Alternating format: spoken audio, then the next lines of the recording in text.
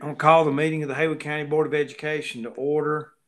And looks like the first thing on our agenda is just to go straight into closed session. So at this time, we'll entertain a motion that we go into closed session. I make a motion. Okay, Ms. Barrett's made the motion, second Mr. Rogers. Any questions or discussion on the motion on the floor? There being none, we'll vote. Ms. Barrett. Yay.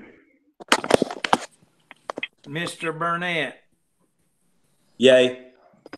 Mr. Clark. Yay. Mr. Francis. Yay. Mr. Henson. Yay. Mr. Kirkpatrick.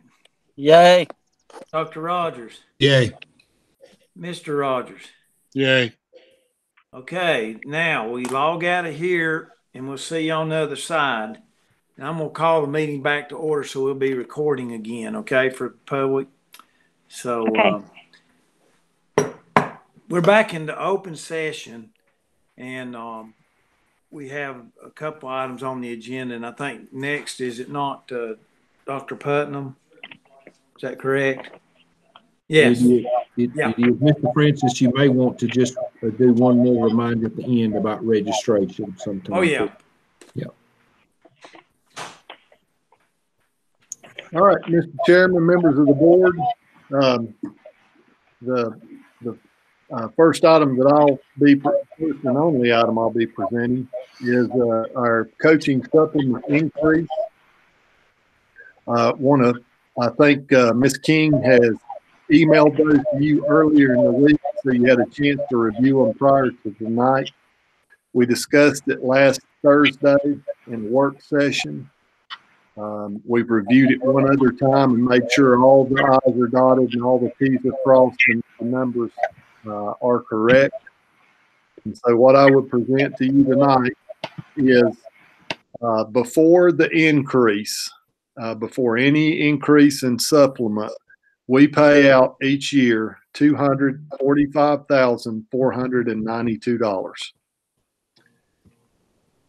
With the proposed supplement increase, it would mean a 1% increase on top of the already existing coaching supplements for employee head coaches based on the teaching salary of 1%.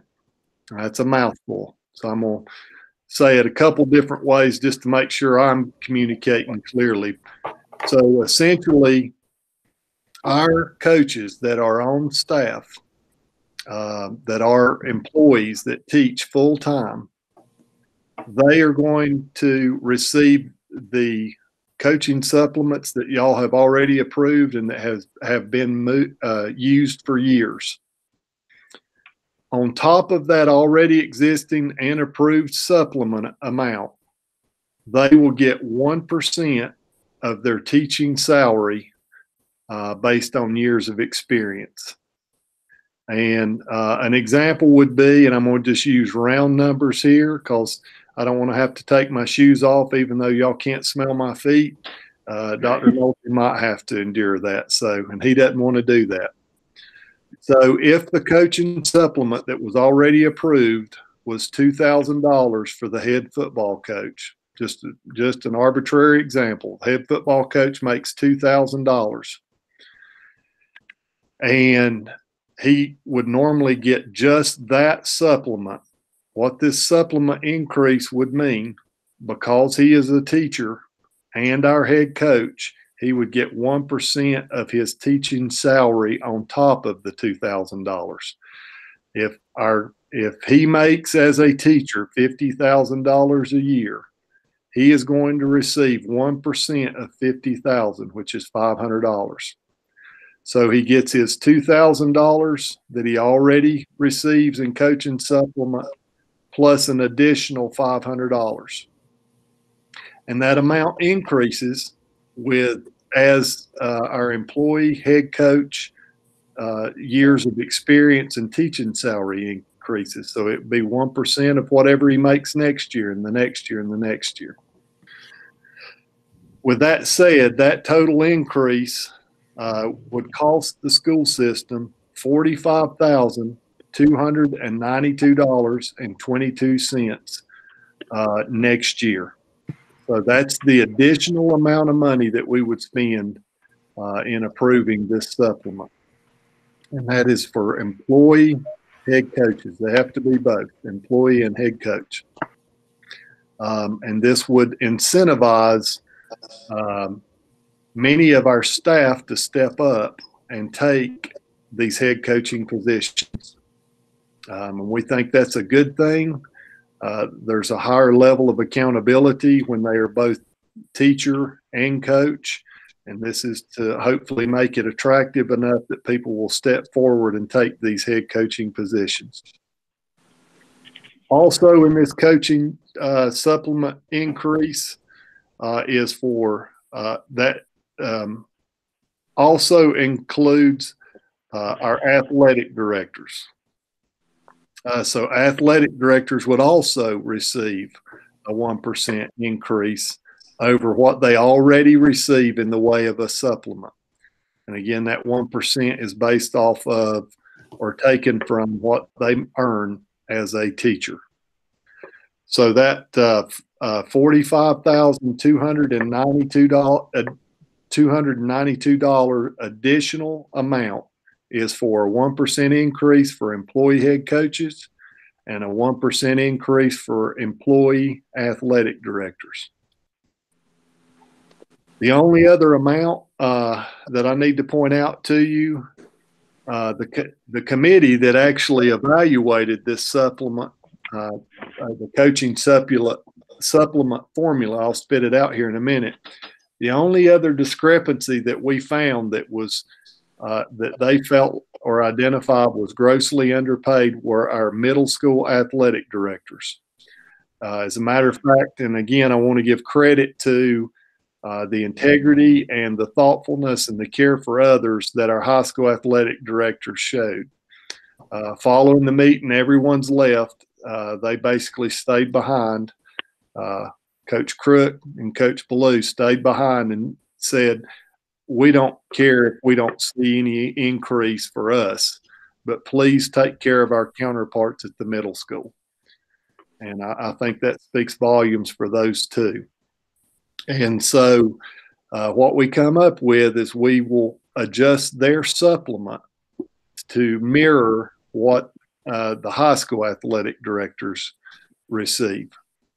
And so to do that, that is an additional $3,882. So if you take the head coaches and athletic directors 1% increase, that's $45,292. And then you take the correction for the middle school athletic director, that is $3,882. The total additional amount, if you were to approve this supplement change, would be $49,174.22 for next year, bringing the grand total to $294,666.22. And I'll stop there and entertain any questions.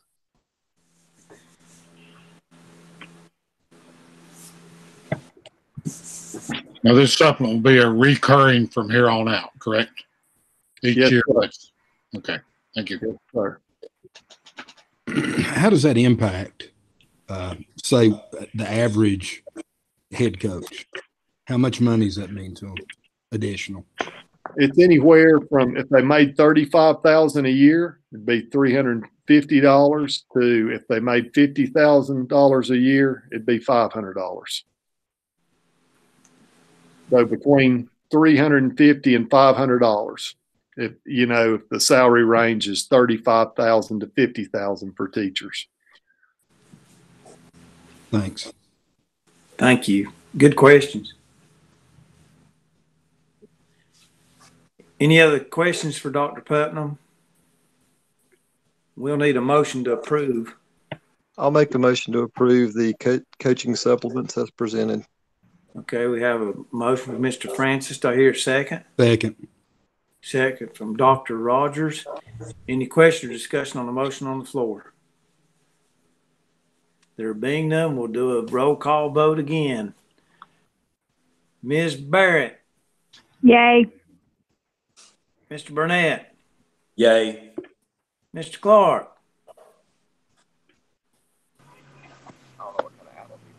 Mr. Clark.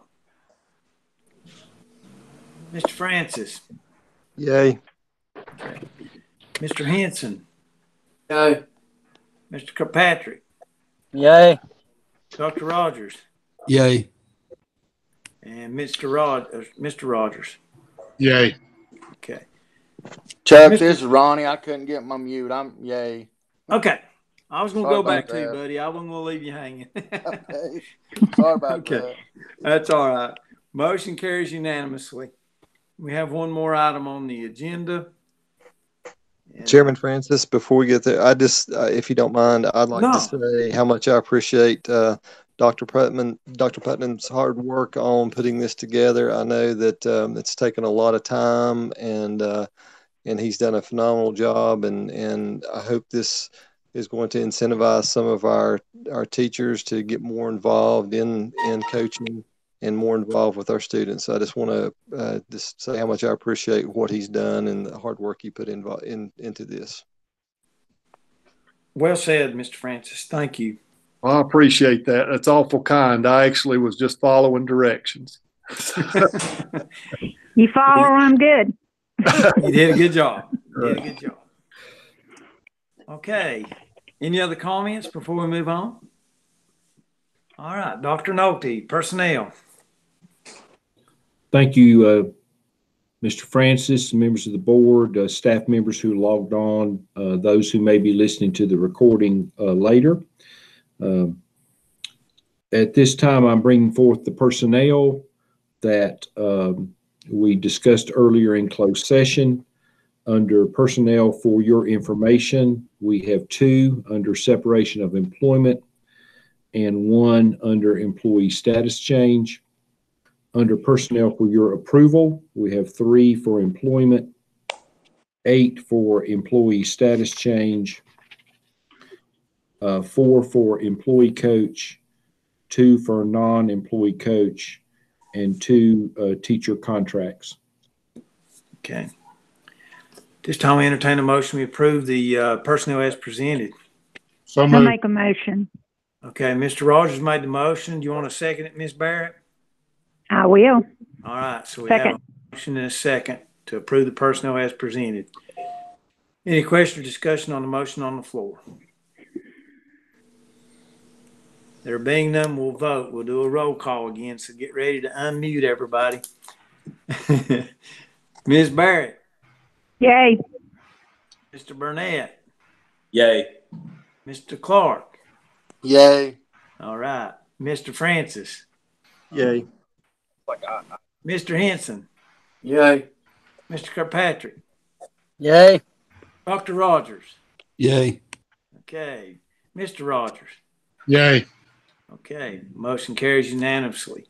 Now, before we start to get off of here, I would urge you to please, if you're going to do any of the seminars next week, to get with Brooke tonight or no later than about 8 o'clock in the morning so she can get it all put together.